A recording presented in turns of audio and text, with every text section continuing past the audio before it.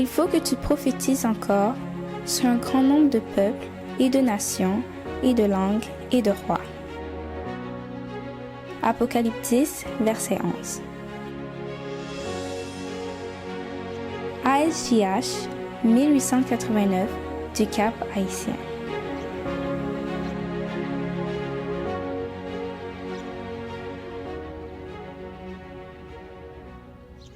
La tragédie des siècles. Les pièges de Satan. Le conflit qui se livre entre Jésus-Christ et Satan depuis bientôt 6000 ans touche à son terme. Aussi Lucifer redouble-t-il d'énergie dans sa tentative de faire échouer l'œuvre du Sauveur en faveur de l'homme.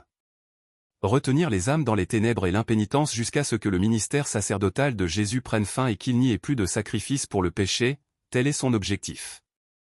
Quand son activité ne rencontre point d'obstacle, quand le monde et l'Église sont indifférents, toute appréhension le quitte, en effet, il ne court aucun danger de perdre ceux qui n'aspirent qu'à faire sa volonté.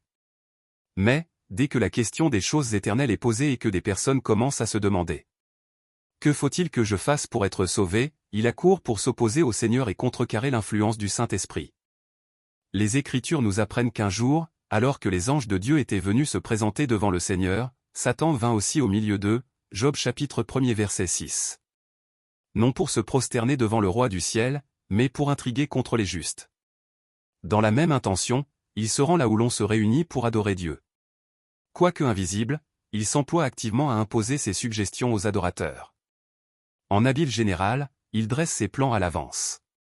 Pendant que le messager de Dieu sonde les Écritures, il prend note du sujet qui sera traité. Il use, alors de toute son habileté et de toute sa ruse pour diriger les circonstances de manière que ceux qu'il séduit sur ce point précis ne reçoivent pas le message de Dieu. Celui qui en a le plus besoin sera retenu par quelque affaire pressante, ou empêché d'une autre manière d'entendre les vérités qui seraient pour lui une odeur de vie, donnant la vie.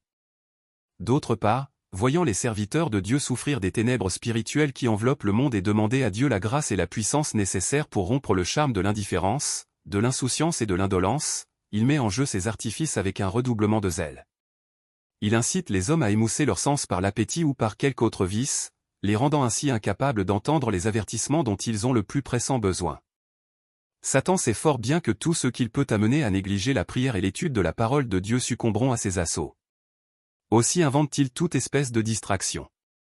Il y a toujours eu des gens qui, tout en professant la piété, se sont fait une spécialité de critiquer le caractère, les croyances des personnes dont ils ne partagent pas les opinions. Ces accusateurs des frères sont les meilleurs collaborateurs de Satan. Ils sont nombreux, et, quand Dieu est à l'œuvre, ils se montrent d'autant plus actifs. Ils tordent et discréditent les paroles et les actes de ceux qui aiment la vérité et conforment leur vie à ses exigences. Ils traitent d'égarés ou de séducteurs les serviteurs de Dieu les plus fervents et les plus désintéressés. Ils font leur affaire de dénigrer les mobiles de toute action noble et sincère, de répandre des insinuations et de jeter la suspicion dans les âmes candides. Tout moyen leur est bon, pour faire paraître faux et pernicieux ce qui est bon et recommandable. Mais il n'y a pas lieu de se méprendre à leur sujet, vous les reconnaîtrez à leurs fruits. Matthieu 7 verset 16. Il est facile de voir qui est leur père, de quel exemple ils s'inspirent, et de qui ils sont les collaborateurs, car leur travail ressemble parfaitement à celui de Satan, le grand calomniateur, l'accusateur de nos frères. Apocalypse 12 verset 10. Pour égarer les âmes, le séducteur en chef ne manque pas d'agents prêts à répandre toutes les erreurs imaginables. Il engendre diverses hérésies adaptées au goût et aux aptitudes des personnes dont il désire consommer la ruine. Sa tactique est de faire entrer dans l'Église des inconvertis qui, y sèmeront le doute et l'incrédulité, entravant ainsi ceux qui désirent voir progresser l'œuvre de Dieu et progresser avec elle. Des personnes qui n'ont pas une foi réelle en Dieu ou en sa parole souscrivent à quelques principes de la vérité, passent pour chrétiennes et réussissent à faire prendre leurs erreurs pour des doctrines scripturaires. L'idée selon laquelle ce que l'on croit a peu d'importance constitue l'une des plus dangereuses séductions de Satan. Il sait que la vérité sanctifie celui qui la reçoit avec amour, c'est pourquoi il s'efforce constamment de la remplacer par de fausses théories, par des fables, par un autre évangile. Dès l'origine, les serviteurs de Dieu ont dû lutter contre de faux docteurs qui étaient non seulement des hommes vicieux, mais des propagateurs d'idées fausses et dangereuses. Élie, Jérémie, Paul se dressèrent avec une fermeté inflexible contre les docteurs qui détournaient les hommes de la parole de Dieu. Le libéralisme qui n'attache aucune importance à la pure doctrine ne trouvait pas grâce aux yeux de ces saints champions de la vérité. Les interprétations vagues et fantaisistes des Écritures, les nombreuses théories contradictoires qui ont cours dans le monde chrétien et jettent la confusion dans les esprits, sont l'œuvre de notre grand adversaire. La discorde et les divisions qui séparent les églises chrétiennes sont dues en grande partie à la coutume de tordre les Écritures pour y trouver des arguments destinés à étayer quelques théories favorites. Au lieu d'étudier la parole de Dieu avec soin et humilité pour y chercher la connaissance de la volonté de son auteur, beaucoup de gens n'y cherchent que des choses bizarres ou originales. Pour soutenir des doctrines erronées ou des pratiques non chrétiennes, ils prennent des passages de l'Écriture détachés de leur contexte en se bornant parfois à en citer un demi-verset, alors que la suite du texte donnerait une toute autre idée. Imitant la ruse du serpent, ils se retranchent derrière des déclarations décousues qui semblent confirmer leurs prétentions charnelles. Plusieurs tordent ainsi volontairement la parole de Dieu.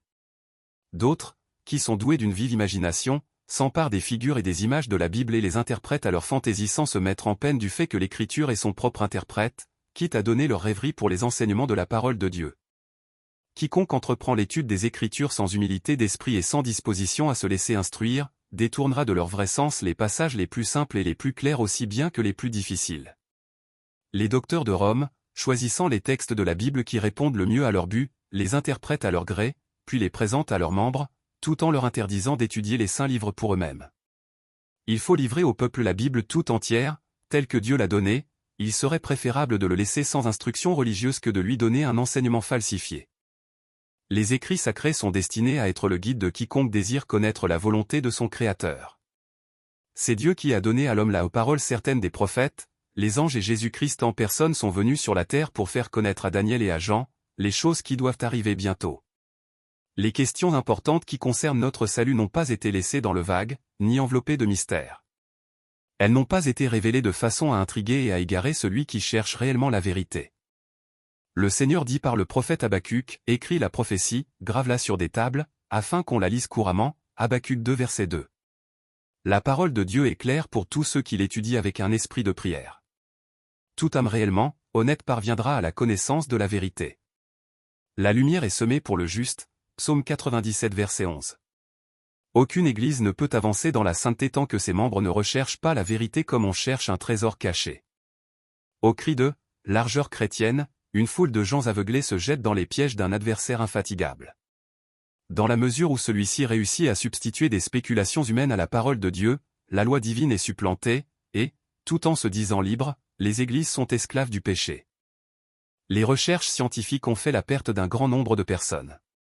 Dieu a permis que, par les découvertes faites dans les sciences et dans les arts, un torrent de lumière se répande sur le monde.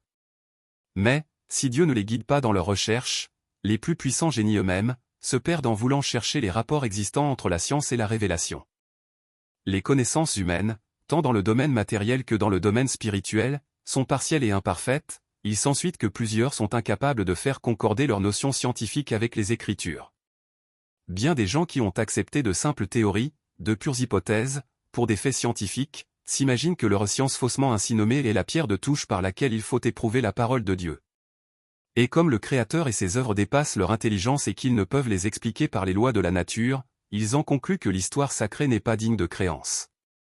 Ceux qui doutent de la véracité des récits de l'Ancien et du Nouveau Testament font trop souvent un pas de plus, ils en viennent à douter de l'existence de Dieu et attribuent à la nature la puissance de l'être suprême. Leur encre lâchée, ils vont se briser contre les récifs de l'incrédulité. C'est ainsi que beaucoup, séduits par le diable, errent loin de la foi. Les hommes ont voulu être plus sages que le Créateur. La philosophie humaine a tenté de sonder et d'expliquer des mystères qui ne seront jamais dévoilés au cours des siècles éternels. Si les gens voulaient se borner à étudier et à comprendre ce que Dieu a révélé touchant sa personne et ses desseins, ils obtiendraient une telle vision de la gloire, de la majesté et de la puissance de Jéhovah, qu'écrasés par leur petitesse, ils se contenteraient de ce qui a été révélé pour eux et pour leurs enfants. Un chef-d'œuvre de Satan en fait de séduction, c'est sa façon d'entraîner les hommes à la recherche de choses que Dieu ne nous a pas fait connaître, et qu'il ne veut pas que nous comprenions. C'est ainsi que Lucifer a perdu sa place dans le ciel. Commençant par être mécontent de ce que Dieu ne lui révélait pas tous ses desseins, il finit par négliger entièrement ce qui lui était révélé touchant sa mission et la haute position qui lui était assignée. Inoculant son dépit aux anges qui étaient sous ses ordres, il consomma leur perte. Il s'efforce maintenant de communiquer le même esprit aux hommes, et les pousse à méconnaître les commandements de Dieu les plus formels. Et les protestants, en rejetant la vérité parce qu'elle renferme une croix, suivent la même route. Ceux qui ne sont pas disposés à recevoir les vérités claires et précises de la parole de Dieu sont constamment à la recherche de fables agréables, capables de calmer leur conscience. Moins ces doctrines sont spirituelles, moins elles exigent de renoncement et d'humilité, plus grande est leur vogue auprès des gens qui rapetissent leurs facultés intellectuelles pour satisfaire leurs désirs charnels. Trop sages à leurs propres yeux pour sonder les Écritures avec humilité et prière, afin d'obtenir les lumières d'en haut, elles n'ont rien pour les protéger contre l'erreur, et Satan est prêt à satisfaire leurs aspirations, en leur offrant ses sophismes au lieu de la vérité. C'est ainsi que la papauté a réussi à dominer les esprits. Quiconque abandonne la parole de Dieu, pour assurer ses aises et éviter de faire autrement que tout le monde, finira par tomber dans des aberrations damnables qu'il prendra pour la vraie doctrine. Ceux qui rejettent sciemment la vérité accepteront fatalement les hérésies les plus saugrenues. Tel qui repousse une duperie avec horreur en accueillera une autre avec empressement. Parlant de certaines personnes qui n'ont pas ouvert leur cœur à l'amour de la vérité qui les aurait sauvés, l'apôtre Paul dit, aussi Dieu leur envoie une puissance d'égarement, pour qu'elles croient au mensonge, afin que tous ceux qui n'ont pas cru à la vérité, mais, qui ont pris plaisir à l'injustice, soient condamnés. 2 Thessaloniciens chapitre 2, les versets 11 et 12. En présence d'un tel avertissement il convient que nous prenions garde aux doctrines que nous recevons. Au nombre des instruments les plus dangereux du grand séducteur, il faut classer les enseignements trompeurs et les prodiges mensongers du spiritisme. Déguisé en ange de lumière, il tend ses filets là où l'on s'y attend le moins. Si on voulait étudier le livre de Dieu avec de ferventes prières, on ne serait pas dans l'ignorance en matière de fausses doctrines. Mais dès qu'on rejette la vérité, on devient un terrain fertile pour les aberrations. Une autre erreur dangereuse, c'est celle qui nie la divinité de Jésus-Christ, aussi bien que son existence antérieure à son incarnation. Bien qu'elle contredise les enseignements les plus positifs du Sauveur touchant ses relations avec le Père, sa nature divine et sa préexistence, cette théorie est acceptée par beaucoup de personnes qui professent croire aux Écritures. On ne peut la soutenir qu'en tordant les Écritures de la façon la plus manifeste. Non seulement cette doctrine ravale la conception que l'on se fait de l'œuvre de la rédemption, mais elle sape par la base la foi en la Bible comme révélation divine. Ce dernier trait la rend d'autant plus dangereuse qu'elle devient plus difficile à réfuter. Il est, en effet, inutile de discuter touchant la divinité du Sauveur avec des gens qui rejettent le témoignage de la Bible. Quelque puissants que soient vos arguments, ils ne produiront pas d'impression sur eux. L'homme animal ne reçoit pas les choses de l'Esprit de Dieu, car elles sont une folie pour lui, et il ne peut les connaître, parce que c'est spirituellement qu'on en juge. 1 Corinthiens 2 verset 14. Aucun de ceux qui retiennent cette erreur ne peut avoir une juste conception du caractère ou de la mission du Christ, ni du grand plan de Dieu pour la rédemption de l'homme. Une autre erreur subtile et nuisible qui se répand rapidement, c'est celle d'après laquelle Satan ne serait pas un être personnel, les Écritures ne faisant usage de ce nom que pour symboliser les mauvaises pensées et les mauvais désirs de l'homme. L'enseignement, si répandu dans le monde chrétien, selon lequel la seconde venue du Seigneur aurait lieu à la mort de chacun est un piège destiné à faire perdre de vue sa venue sur les nuées du ciel. Depuis des années, Satan s'affaire à répéter, « Voici, il est dans les chambres », Matthieu 24 versets 23 à 26 et nombre d'âmes se sont prises et perdues à ce traquenard. La sagesse selon le monde prétend aussi que la prière n'est pas utile. Des hommes de science enseignent qu'il ne saurait y avoir d'exaucement à nos prières vu que cela serait une violation des lois de la nature, un miracle, et que le miracle n'existe pas. L'univers, disent-ils, est gouverné par des lois immuables, et Dieu lui-même ne fait rien qui leur soit contraire. Ils affirment ainsi que Dieu est lié par ses propres lois, comme si l'action des lois divines était incompatible avec la liberté de Dieu. Un tel enseignement est en contradiction avec celui des Écritures. Est-ce que Jésus et ses apôtres n'ont pas opéré des miracles? Le même Sauveur compatissant n'est-il pas encore vivant aujourd'hui, et tout aussi prêt à exaucer les prières de la foi que lorsqu'il marchait sur la terre, visible aux yeux des mortels? Le monde naturel coopère avec le monde surnaturel. Il entre dans le plan de Dieu de nous accorder, en retour de la prière de la foi, ce que nous n'obtiendrions pas si nous ne le demandions pas. Les fausses doctrines et les idées fantaisistes qui s'introduisent dans les églises de la chrétienté sont légion. Il est impossible d'évaluer les conséquences néfastes qu'entraîne le déplacement d'un seul jalon posé par la parole de Dieu. Peu nombreux sont ceux qui, se hasardant à le faire, s'en tiennent à ne rejeter qu'un seul point de la vérité. Le plus grand nombre continue à écarter, l'un après l'autre, tous les principes de la vérité, et finit par tomber dans l'incrédulité. Or, c'est exactement là ce que veut Satan. Il ne désire rien tant que d'ébranler la confiance en Dieu et en sa parole. Chef de la grande armée de ceux qui doutent, il travaille avec une énergie sauvage à attirer les âmes dans ses rangs. Aujourd'hui, le doute est à la mode. Bien des gens nourrissent une certaine défiance à l'égard de la parole de Dieu dont ils s'éloignent parce que, comme son auteur, elle dévoile et condamne le péché. Ceux qui ne sont pas disposés à lui obéir font tous leurs efforts pour en détruire l'autorité. S'ils la lisent, s'ils entendent ses enseignements prêchés du haut de la chair, c'est en vue de critiquer soit la Bible, soit le sermon. Nombreux sont ceux qui deviennent incrédules simplement pour justifier la négligence de leurs devoirs. D'autres adoptent le scepticisme soit par orgueil, soit par indolence.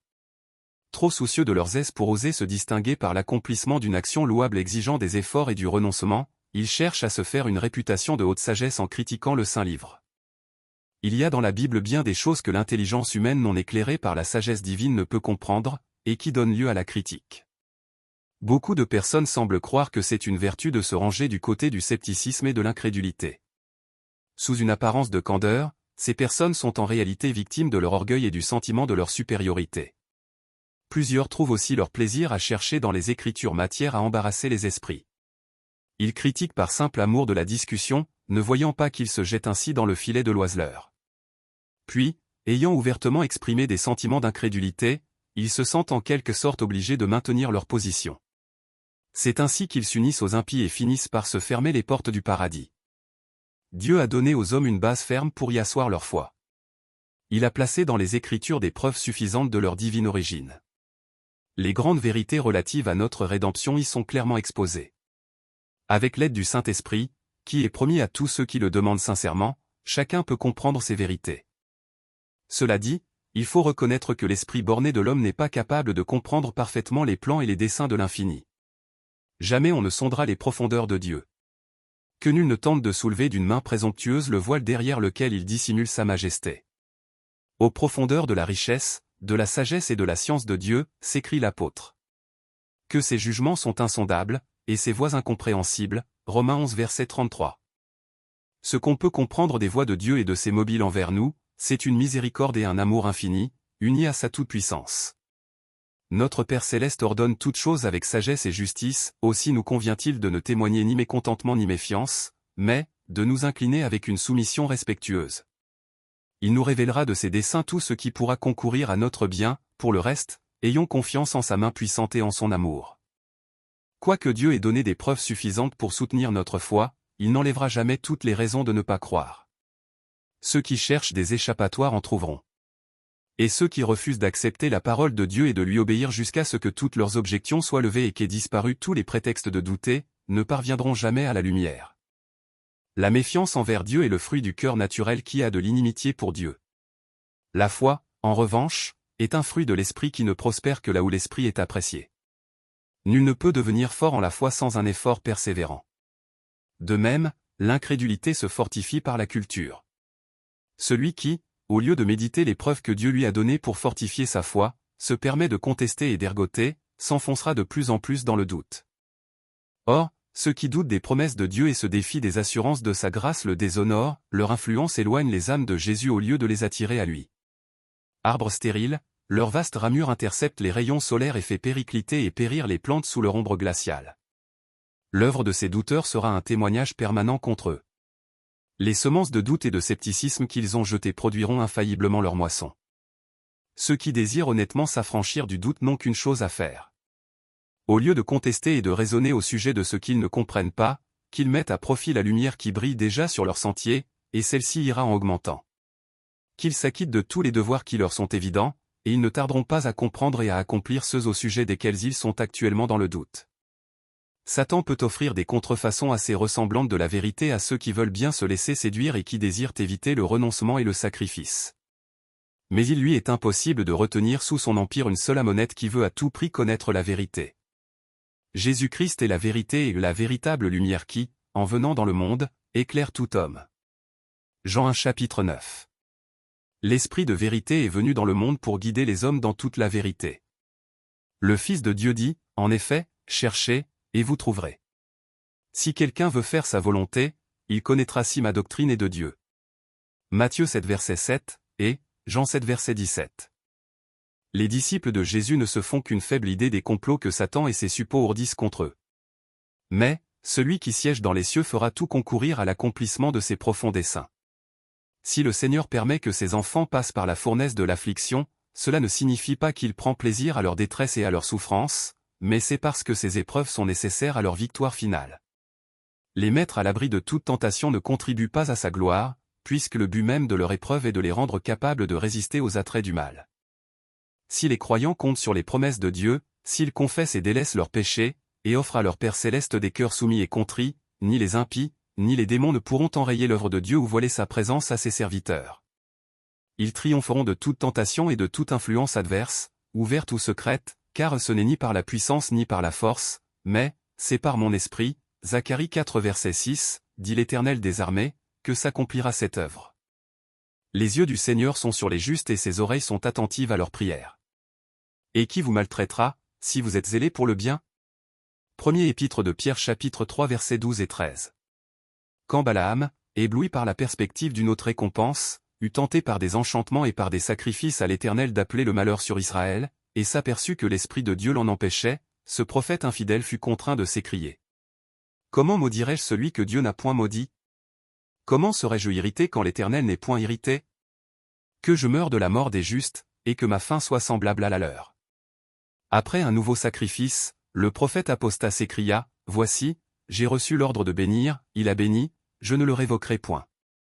Il n'aperçoit point d'iniquité en Jacob, il ne voit point d'injustice en Israël, l'Éternel son Dieu, est avec lui, il est son roi, l'objet de son allégresse. L'enchantement ne peut rien contre Jacob, ni la divination contre Israël, autant marqué, il sera dit à Jacob et à Israël quelle est l'œuvre de Dieu, Nombre 23 versets 8, 10, 20, 21 et 23. Et Nombre chapitre 24 verset 9. Une troisième fois, Balaam fit ériger des autels en vue d'obtenir une malédiction. Mais, par les lèvres rebelles du prophète, l'Esprit de Dieu fit proclamer la prospérité de ses élus, et censura la folie et la malignité de leurs ennemis, béni soit quiconque te bénira, et maudit soit quiconque te maudira, Nombre 23 versets 8, 10, 20, 21 et 23. Et Nombre chapitre 24 verset 9. Le peuple d'Israël était alors fidèle à Dieu. Aussi longtemps qu'il lui resta attaché, il n'y eut ni sur la terre, ni dans les enfers aucune puissance capable de lui résister. Mais, la malédiction que Balaam ne put faire venir sur le peuple de Dieu, il réussit enfin à la lui attirer en le faisant tomber dans le péché. Satan sait très bien que toute la puissance de l'armée des ténèbres ne peut rien contre l'âme la plus faible qui se cramponne à Jésus-Christ, et que, s'il l'attaquait ouvertement, il essuierait une défaite. Alors, embusqué avec ses suppôts, il s'ingénie à faire sortir les soldats de la croix hors de leur forteresse, prêts à abattre tous ceux qui s'aventureront sur son terrain. Notre seule sécurité se trouve dans une humble confiance en Dieu et dans une obéissance intégrale à tous ses commandements. Sans la prière, nul n'est en sûreté un seul jour ni une seule heure. Supplions tout spécialement le Seigneur, de nous donner l'intelligence de sa parole où sont dévoilés les pièges de Satan, ainsi que les moyens d'y échapper. Le diable est expert dans l'art de citer les Écritures et de les interpréter à sa façon pour nous faire trébucher.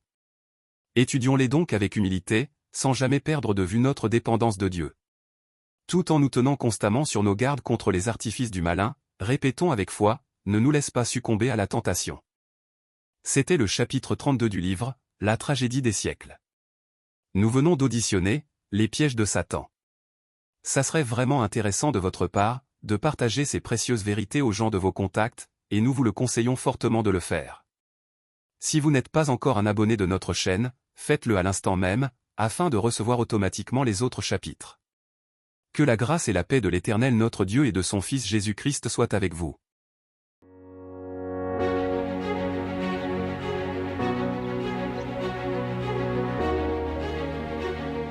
Merci d'avoir écouté cette présentation. Si vous souhaitez prendre part à la mission que Jésus-Christ confie à notre Église, contactez-nous via les coordonnées suivantes: ASJH 1889, caphaïtien@gmail.com, pour WhatsApp 509 32 32 41 42.